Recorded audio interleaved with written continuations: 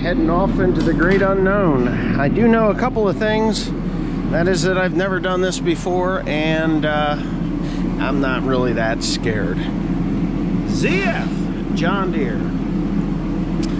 Make a great combination. The problem is John Deere does not support ZF. ZF is the only place you can get parts from. John Deere doesn't make it easy to get a hold of ZF. As a matter of fact, they don't make it even remotely a thing. You have to either know a little bit about these things, or, wow, that sucker's painted solid.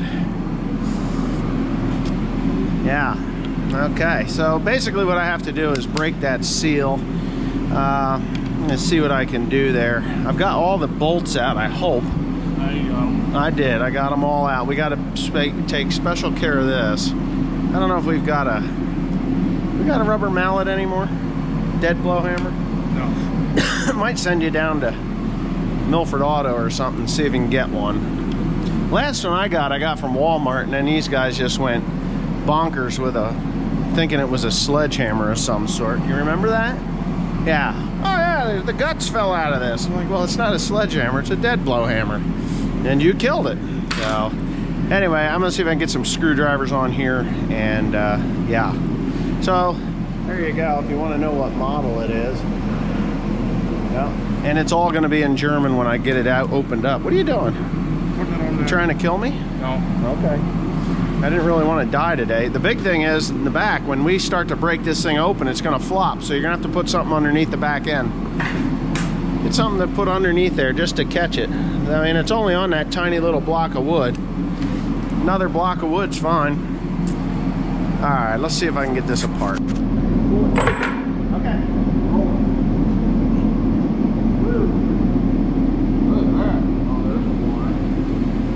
Yeah, there's all kinds of things in here. Do you need a block of wood or something? Yes.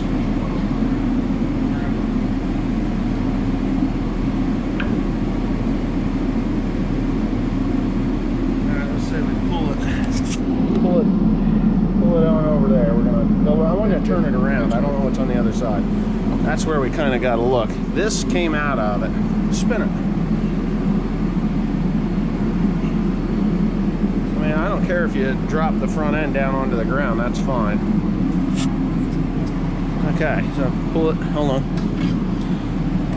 All right, so no, put it there so it flops. It's fine. Okay. Where'd this guy come from? I believe there. I believe you're right. You kind of gotta remember where this stuff comes from. Yeah, so it's a wear ring. I don't know if that's a heat treat or just hot. Oh boy.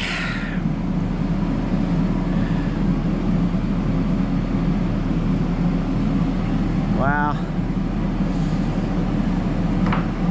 I think this is the brakes. That's the hydro right there. Playing in the oil. All right. So, okay. Is this our gear that we got to replace? Because I mean, it's going to come out of there, obviously. Hold on, it's up again. No, don't be doing that yet. I just got to kind of take an assessment of what we got here before I get too gung-ho. That's the power takeoff. All right, give me that. That goes here like so. That's your power takeoff. That's different than the 7530 for sure. Not that I had the 7530 apart, but we got to sop that up. Just some old rags. And because I don't want to be leaning up against it. So if you're seeing this for the first time, so am I. So I'm thinking I gotta find out where the forward gears are, which I believe it's these. I believe these are the forward gears. And my problem is I will have to go off of the 7530's transmission diagram. They don't fit me no more. You need to lose some weight, dude. No, it's XL. I said you need to lose some weight. You're getting too big. You're gonna have a heart attack. We don't want that to happen. I believe the forward gears are those, but I want to be doubly sure. That won't come out anyway because it's being held in by that pin, this bolt right here. So that's got to be taken out. There's a couple of those that just kind of hold them in place so they don't flop. Sensor, speed sensor? Yeah, it's one of the speed sensors. And yeah, but the bearings, they look good. I mean, I'm not seeing anything weird. Yeah, this is going to be an interesting job, that's for sure. But so there's a shift pack there. That'll come out first, so we'll have to pull that. I kind of want to take this speed sensor out so we don't damage it. You know, because I don't want to damage it. So take that sensor out, and then we'll pull that pack out, and we'll tear that pack apart. I'm pretty sure that's my forward gears. If I find nothing there, then I go to the other ones. These are the brakes, and ay mama. That just sits in there. Don't fuck with that thing. Yeah, that's called sudden death. And you're the dead one. But, alright, here we go, I'll shut up. Anyway, so here's a bunch of clutch discs. Did find the problem. If you don't see it, you're blind. See all that heat right there? All that heat is in the forward clutches. There's a lot of stuff in here. And I was kind of hoping that the whole thing would just come out this way, and that, but to get that gear off of there, it's going to be an asshole, I'm telling you. I don't think it's going to come off. There's splines in there. Or does that gear just come off? Huh. No.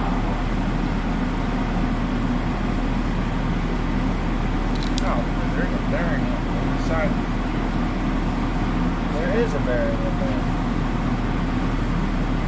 I suppose it all goes out that way. I can almost guarantee it does. I don't know though, because I have no diagrams. This is a diagramless thing.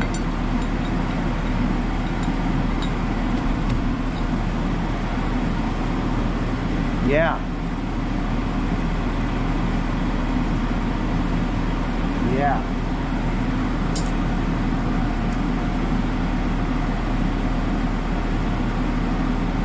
I don't see any problems with the discs. Anyway, so what you're seeing is not much. So the real predicament is not so much that at all. It's getting that out of there. Getting that out of there. So I'm pretty sure the whole thing has to come up through that center of that thing. I don't think that they're going to cut splines halfway down and then stop, and probably just drive them right through. And our problem now, or our hard part, is going to be to get that little guy there compressed a little bit, which I don't think is going to be the end of the world. We could probably get a socket or something down in there, because yeah, I'm pretty sure that's, hold on a second, Tim's having problems with the oil. Let's see if it's compressed. No, that is not compressed. Maybe that's the stationary. That's the stopper for the other side. So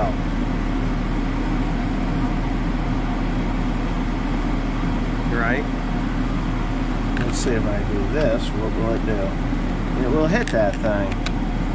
So for the most part, we got to flip it over, and we got to figure out how we're going to get that thing out of there. Maybe, just maybe, when we release the pressure from this ring here, that'll give me enough to move that whole thing down, unless there's two snap rings in there, which could very well be. But all right, get your thing. There. My thing is right here, so you're gonna have to. You you got to do it where I am.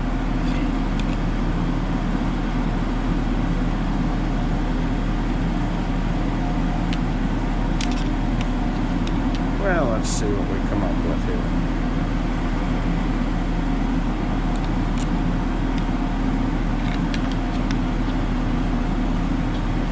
Just figure it out together, okay? Isn't that the way it works? You have to push a little harder here.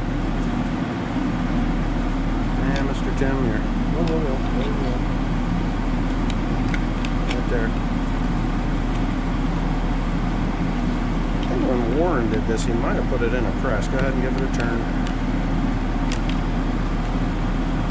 My press is dilapidated. Cody tried to commit suicide with that thing. Turn. You remember where in the hell were we at when that happened? I don't know. What's that? That's a broken? No. That's got a crack in it. I think. Maybe it's just keep going. I think I remember I was at the going to get the corn head.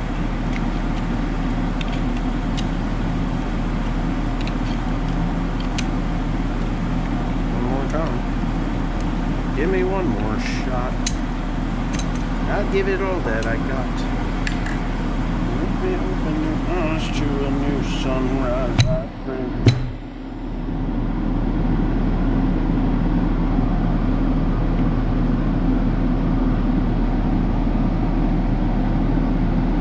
You don't think that bearing may be stuck, do you? What? No, it's... Well, no. It's not stuck. It turns. It wouldn't turn before though, would it? No. Until we released it.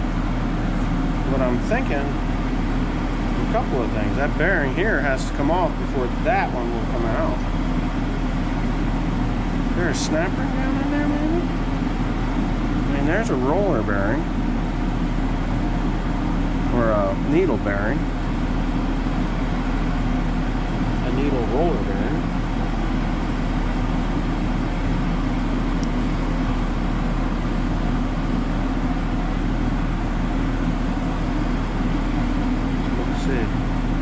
I could get these part numbers for this thing right off of that. I bet I can order them online without anybody ever knowing on there. I'm doing what I'm doing. So how do you get that out of there? I mean, we got the pressure off of it.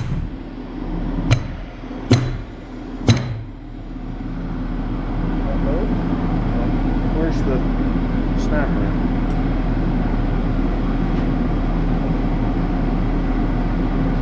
I really hate to.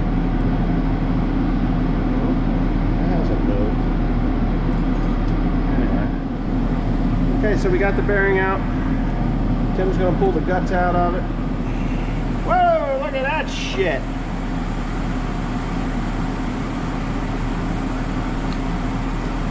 Hold on, I'm gonna take a couple of pictures for Dad. Hold on.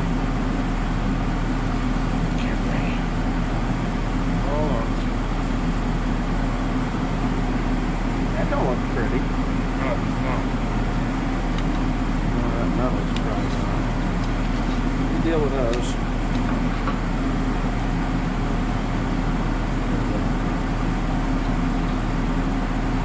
Oh, you got a disc?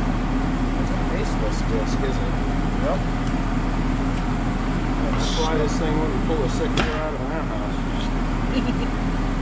Hold on. Is this where this came from? Yeah. Okay, so here's what we're going to do. Because that. I'm just going to call Michael Burkle. Oh shit, fucking thing's got me. It came out without me wanting that shit.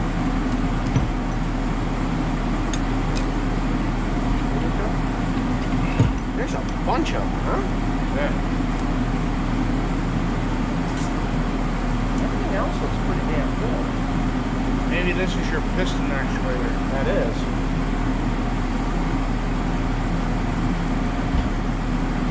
Alright, so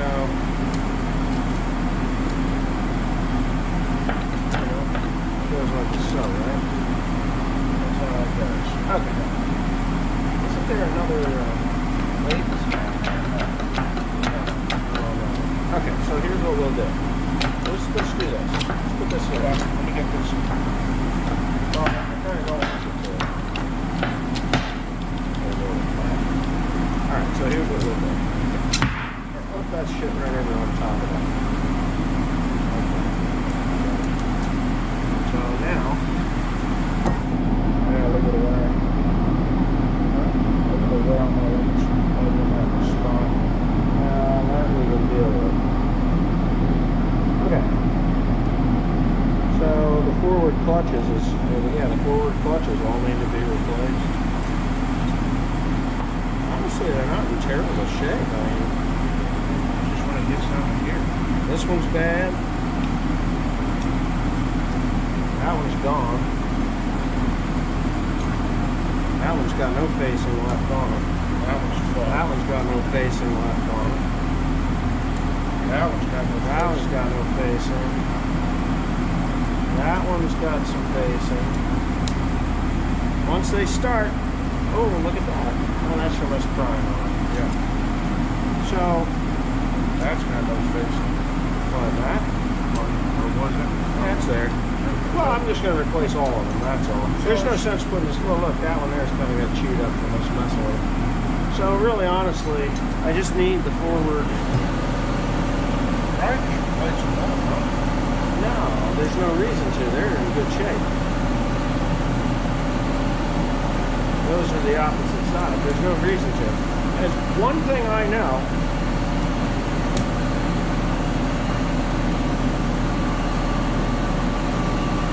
This is the top side. This is the bottom side, right? Yep. It goes like this. Yeah. Yeah, I'd say we replace them all. I'll replace all of them in the forward discs. And that'll do it.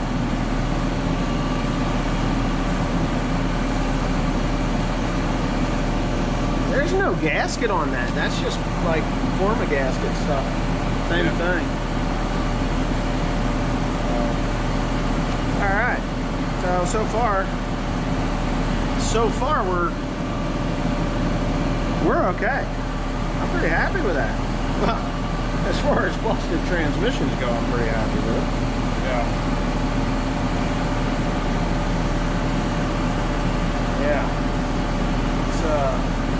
Okay, so I have to go load a hay, but I went home and I ordered a whole bunch of parts, and I'm trying to get this part here. And there's a gear ratio. I will also be getting this O-ring as well. There's a gear ratio that I need to know, and I don't know the gear ratio. It just doesn't say it, and there's like 10 different ones. So I got to figure that out. I might be able to figure it out through the serial number. I don't know, but this particular gear does not have a number on it that is visible.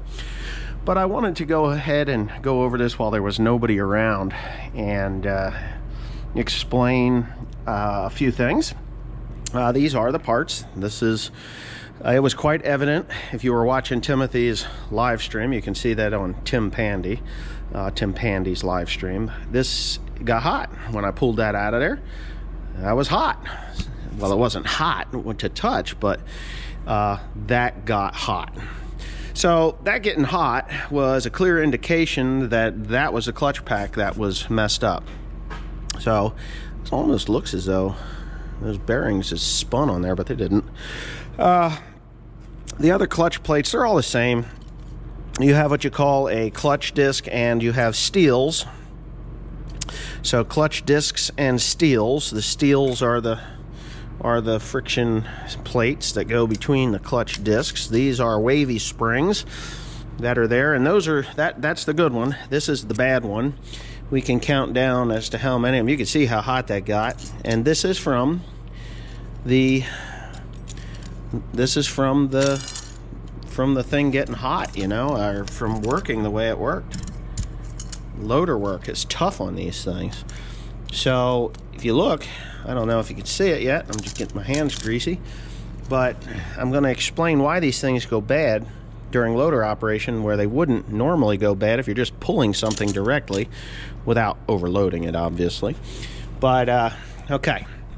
So, inside of this housing, right, this housing here, this shaft has holes in it, you know, holes. And obviously these drums will turn, and this guy here is your clutch discs, and that tells it which way to go. If you come up here to this shaft, which is the input shaft, or the shaft that runs all that crap, goes right from the engine, they have sealing rings in there, like little, they're sealing rings. They're little rings like piston rings in there, and there's several of them, and they're in the center of that shaft.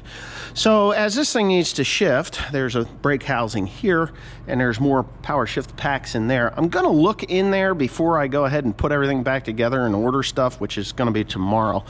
I'm pretty sure there's absolutely nothing wrong on that side of the transmission. I'm about 99.9% sure that there's nothing wrong on that side of the transmission. But this is the hydro. This is the actual thing that makes the thing go. So what happens with these clutches is when they start to wear or are put under heavy loads and they start to wear, there is a certain amount of time that it takes for them to close up and grab and propel you forward, or reverse.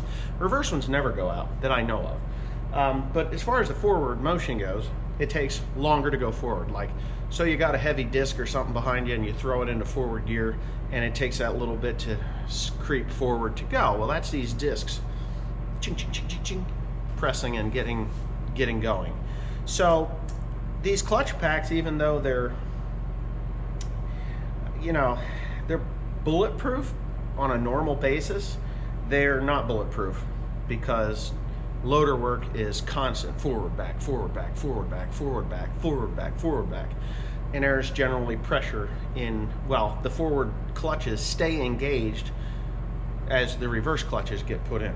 So, hold on one second. So, as these things wear, it takes longer for the clutches to actually engage. So, because these things have a tolerance or a thickness that is maintained throughout the whole clutch pack. So as these clutch packs start to wear, it doesn't close down fast enough, and you get more friction. And the more wear you get, the more friction you get, the more heat that builds, the more wear you get, the more heat that builds, the more wear you get, the more heat it builds. And before you know it, you've defaced your clutch plates or your clutch discs, and your steels get super hot, and then they start to warp. And then they get hotter because they're not fully disengaging. Even though ZF has a really cool spring system to separate them, once those springs get weak, they don't separate as good. It gets hotter and hotter and hotter, and you're going down the road or you're doing that loader work, and it gets hotter and hotter and hotter, and before you know it, you've got this thing kicking out when you need it to be pushing or pulling or whatever you need it to be doing. So that's what happens to these things in that situation. I'm pretty confident that the rest of this transmission is fine. Pretty confident. I've got a bore scope. I'm gonna take a look and see if there's any more discoloration down there. I saw Warren, he did the 7330 or 7320 that he tore apart. That's a different transmission. It is a ZF, but it is a different transmission. That transmission is very similar. It's different, but it's similar. But these things are really tough. I mean, they're a tough transmission. I know there's a lot of people out there like, oh, they're no fucking good. Well, if you do what I do, this is like the cat's meow. That's all there is to it. There's nothing better for the use that I have. It'll pull a chisel plow, it'll pull a corn planter, it'll pull a grain wagon, cart, whatever you're pulling. It'll load bales, it'll unload bales, it'll do everything that I need it to do. So, what I feel happened to the drop box is what other people had suggested, was that either somebody shoved the tractor, which kind of doubt, but it could happen, and the park pawl, even though that park pawl, where is that thing? It's on the bottom side here. That park pawl is not damaged in any way, but you can see where it has a chunk out of it, not a chunk, but a shiny spot, like it's worn. Well, I'm gonna order this spring for that park pawl so that when it is engaged, it stays engaged. Those can get weak, and they're known to get weak in other tractors. So yeah, so I think that's what happened to that, or somebody shut the tractor off while they were going down the road or something dumb like that, and that park pawl, once that pressure goes, that park pawl automatically goes into place, bam, break the tooth, or skip or break the tooth when it engaged. So that's what I see. That's what my thoughts are. Got a whole bunch of little bits and pieces that I do need to continue to, you know, that I can get from John Deere. Tomorrow I'm going to call up the ZF supplier and see what I can get, see what they have, see what I can, if I can go and get the wavy springs, the steels, and the clutch disc. If I get that done, life is good, and we'll move on to putting the bitch back together. Yeah.